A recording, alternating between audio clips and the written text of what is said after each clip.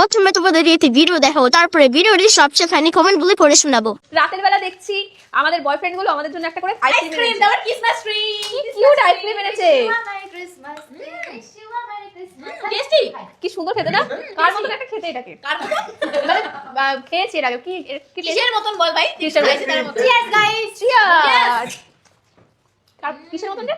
Face cream এমন কি দেওয়া লাগে কেকের মধ্যে যে ক্রিম থাকে fresh cream fresh cream. Cake red velvet কেকের মতন খাইছে আমি ফেস ক্রিম কি সুন্দর দেখতে মালটাকে।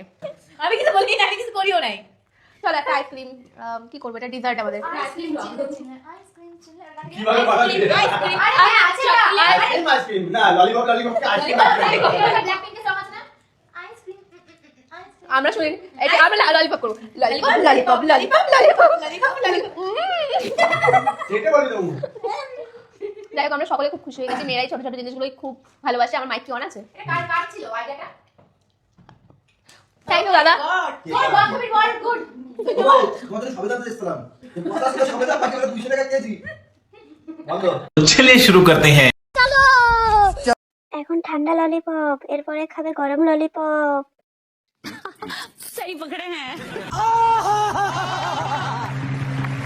না, ও মনে হয় খায় না এইসব, আবার ভিডিও করে ছাড়ছে। কত কনফিডেন্স! ঠিক বলেছো। এর জন্য প্রথম খেলে এইসব ভিডিও করে ছাড়তে হয়, ছাপটি কোথাকার। সঠিক বলেছেন, আপনার বুদ্ধি ভালো।